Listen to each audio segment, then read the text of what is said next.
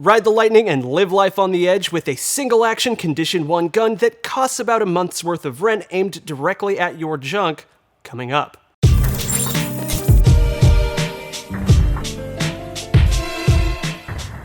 What is up, guys? My name is John with PewPewTactical.com, your definitive source for gun reviews, gear guides, and all things.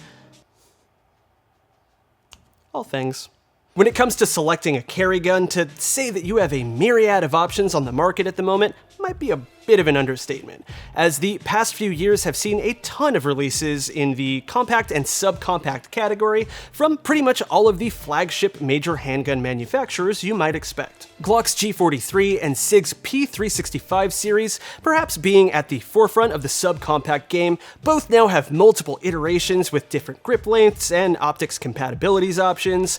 A million different Instagram dads are now running their own concealable holster companies out of their garages, and even companies like Taurus, of all people, have stepped up their game considerably with their G2C and G3C lines. But what's a prospective concealed carry customer to do if you absolutely positively need to remind yourself that you have the successor of the gun that won 2 world wars jammed down your pants? Enter Gucci 2011 Drip Lords Staccato and their high-performance concealable C line that allows you to do just that. For the unfamiliar, Staccato is the current incarnation of the company formerly known as STI, original inventors of the 2011 as a concept, which are essentially modernized 1911s with generally double-stack magazine capacity, and who've now incorporated a focus on both duty and carry guns that just run out of the box while retaining their original core competency of competition-oriented guns. While 9mm 1911-esque things certainly aren't the most common offerings in terms of carry guns, they certainly do exist. And probably our closest baseline for comparison here is the Springfield Emp that we took a look at a few years ago. And while my short-term memory is fried and I barely remember any individual points of the past year of Groundhog's Day bullshit, I do recall kind of being lukewarm on the EMP. The EMP is not a bad carry gun by any means, but there also wasn't particularly anything about it that stood out to me. If you need a 1911 platform, or maybe you're more used to 1911 fire controls, and you want all of that in a small concealable package, sure, I could see this being a pretty decent option for you. But as somebody who is way more used to Glocks and has a whole lot of Glock muscle memory that's kind of hard to unlearn, I feel like it's telling then that my first impressions of the Staccato C and C2 were very firmly more enthusiastic than the closest comparable experiences I've had firearm-wise to date. And again, saying that as somebody with maybe even a bit of bias against 1911s as a platform. Starting with the Staccato model most similar to the EMP for a reasonable 1-to-1-ish comparison, the simply named C is Staccato's slightly larger single-stack sneaky guy gun. From front to back, you've got a super high-vis fiber optic front on an aggressively serrated slide, housing a 3.9-inch bull barrel and all riding on a steel frame. There's a small Picatinny rail up front for lights and lasers, and a polymer trigger guard with a subtle undercut to allow for a more aggressive grip with your support hand. The grip's got a slightly less aggressive stippling pattern than Staccato's other hand-destroying textures, but that probably makes sense if you're intending to conceal the gun so you don't wind up sandpapering all of your cute little sensitive tummy bits. The trigger has a 4-pound pull, with a tiny bit of uptake before a very obvious wall and a nice clean break with an equally obvious and tactile reset. And dual safety paddles that provide real positive feedback with a snappy click into safe for the hopeful prevention of self-unification if you're carrying this thing in the appendix position. While the Staccato C doesn't come optics ready right from the get-go, the addition of a red dot can be achieved through aftermarket adapter plates if you're feeling like you've got enough room in them jeans for the extra bit of bulk an optic would add. There are two big takeaways for me right up front with the C as compared to the Springfield EMP, and the first is weight distribution. The C comes in right at about 26 ounces, and the EMP is about 27 ounces, so they're pretty comparable, but just due to that longer barrel on the C, you'll notice that a lot of that weight is a little bit in the front. Although it does even out when you've got a mag in, so it's not a huge deal, but again, first impressions. The second big initial takeaway for me is the grip, or grip style, if you will. The EMP has what's essentially a more traditional or standard 1911 grip, classic, one might say. With no real frills, the front of the grip is completely slick, and you've got some kind of checkered pattern on the detachable hand grips, but that's about it. The Staccato C, on the other hand, features some really nice finger grooves that just fit my hand so much better as compared to the Springfield EMP's complete lack of finger grooves. In addition, there's a really nice double undercut on the trigger guard here, which really allows you to drive in with the webbing of your hand and get up and underneath the gun with that little bit of extra space and leverage. Additionally, the undercut that is forward of the trigger allows you to take the ridge or knuckle of your index support finger and really get up and underneath it and apply a little bit of stabilizing upward tension against the frame. The end result here is that I felt like I had much better control of the C and C2 as compared to the EMP, just through being able to better utilize a more contemporary grip that's higher on the frame with my thumbs higher and forward, which is pretty similar to what I generally do on my personal Glock. The C's single stack nature also means that the grip is a bit less girthy than their double stack guns, which might be important depending on the size of your paws. I have pretty average-sized dude hands and run in a kind of weird spot right between medium and large with most glove manufacturers, and the C's grip width is pretty decent without being so small as to feel like I'm sacrificing retention, while Staccato's double stack models are kind of pushing the limit of what I find comfortable girth-wise. Both the C and C2 took a bit of getting used to after I managed to kind of spoil myself with the silky smooth XC and XL. But once I warmed up and made a tiny bit of grip correction by applying some squeezing tension to make sure that I wasn't allowing a gap to open up between my palms as the result of letting my thumb slip too far forward while looking for that Glock accelerator ledge purchase, things started to click. Running the plate rack up close felt pretty good, and obviously I'm by no means the fastest shooter whatsoever, but working it with the C's irons at a reasonable pace was totally doable, and transitioning to strings of consistent hits on 15-yard steel and slower, more deliberate aimed shots between 25 to 30 yards were repeatable and fun. Concealability-wise, however, you might need to think smartly about dressing for the occasion and your own body geometry. While the C is reasonably small, it certainly doesn't come close to the incredibly low profile of, let's say, SIG's P365 platform. And as a result, this thing can print pretty hard with most of the clothes that are generally in my wardrobe.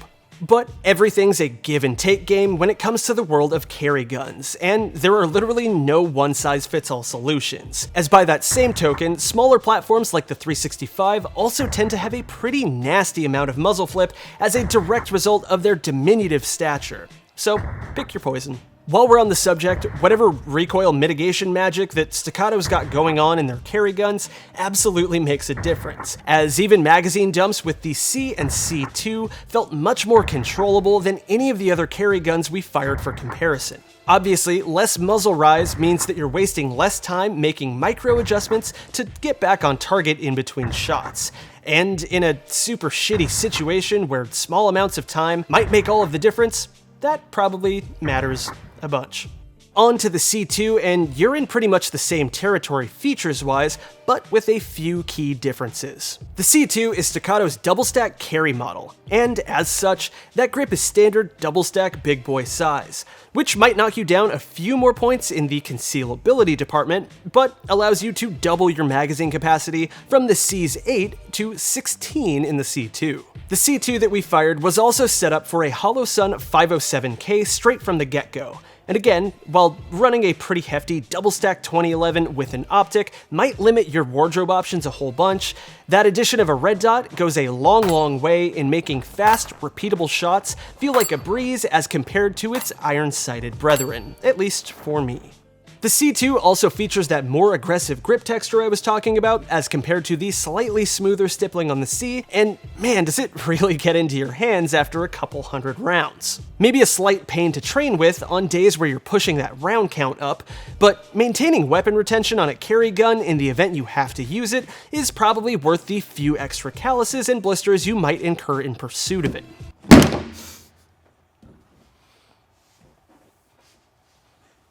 Speaking of, and obviously exacerbated by the fact that we did a huge day out in the desert with a bunch of different handguns and shot probably close to 1,500 rounds of 9mm, but the webbing between my thumb and my trigger finger on my dominant hand definitely started to get super irritated by the end of the day, and that's just kind of due to the fact that on the Staccato grip safeties, they are mostly flush, but when the gun is recoiling, there are these small little edges here that like to just really get in that web. And obviously, like I was saying, with guns like this, you really want to get high up on the frame, and it hurts your soft, stretchy bits over time.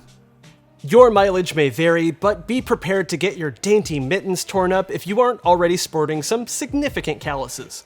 Both guns have some beautiful magazine ejection action that see the spent mag getting kicked out of the magwell with a little bit of force. And despite the fact that neither of the carry models sport the flared magazine wells of their bigger brothers, reloads still felt fast due to the fact that the magwells in general are pretty large comparatively. For example, the C's single stack magwell is much larger than the EMP's, and if you're in a situation where your adrenaline is spiking and your gross motor skills start to go to shit, you're probably going to want all of the help that you can get if you've got to pull off a reload while your central nervous system is firing on all cylinders. I also feel like the Staccato magazine release hits a little bit of a sweet spot in that it doesn't feel too flimsy and it's not too stiff. And I've never actually been a huge fan of where the magazine release is on 1911s in general, but when it's kind of in the context of a concealed carry platform, the fact that it is slightly out of the way means that you're probably not going to hit it by accident.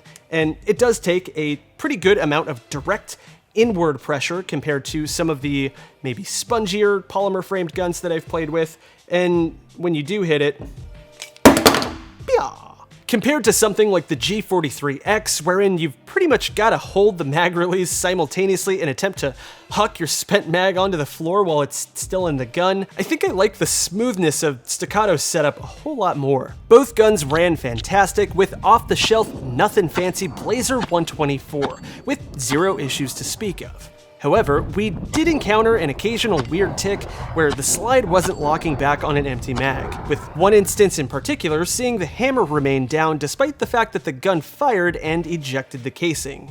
I don't know how that works on a single action gun, but if there's anybody that can break things, it's me. As a Glock dude, this does happen here and there when I'm not being particularly mindful about where my thumbs go. And in the process of firing the gun, occasionally they wind up pressing down on the slide lock lever, which obviously then prevents the gun from locking back on an empty magazine. But if you look at the actual geometry of Staccato's guns, even when I've got an aggressive thumbs high and forward kind of thing going on, I'm not really touching that slide lock lever. And if anything, I might be applying upwards pressure on it with kind of like the base of my thumb. So it's a mystery. If you look at some of the footage, you'll notice that occasionally my support hand's thumb kind of flutters while looking for purchase on the frame. And pretty much the only thing that I can think of is that I may have wound up putting some kind of pressure on the pivot pin portion of the slide lock lever at just the right point. With all of that said, where's that leave us? Again, as someone with a decent bias against 1911s, I feel like the fact that I was able to get the hang of these guns and begin feeling reasonably proficient with them inside of a day's time to be particularly remarkable. But Staccato shoots so well in their stock configuration that if I can do it, you absolutely can too. I'm not positive that either of them would be my first choice for a carry gun even still, especially given the fact that my general day-to-day wardrobe would probably mean significant printing, especially as we head into the thawdy warmer months. But if you're already somebody with an affinity for 1911s and their fire controls, have clothing better suited to concealing a sizable double-stack handgun in your waistband than I, or who simply want a carry gun that'll run right out of the box and be altogether more pleasant to shoot than many of the other snappier options on the market right now, by all means, check out Staccato's C and C2.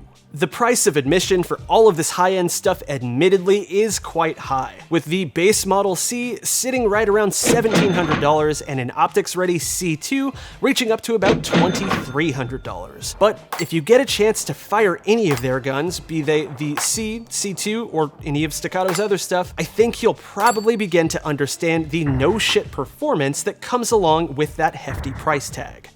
Alright guys, that's gonna do it for us today. Thank you so much for watching. If you enjoyed the content, please go ahead and subscribe to the channel. Hit that notification bell thing so that the algorithm robots will come into your house at night while you're sleeping and let you know when we post a new video. As always, we've got lots more on the way. I'm wearing a shirt. You could be wearing this shirt. Sometimes shirts have sleeves that are long and a hood. My name's John with Pew Pew Tactical. We'll see you next time.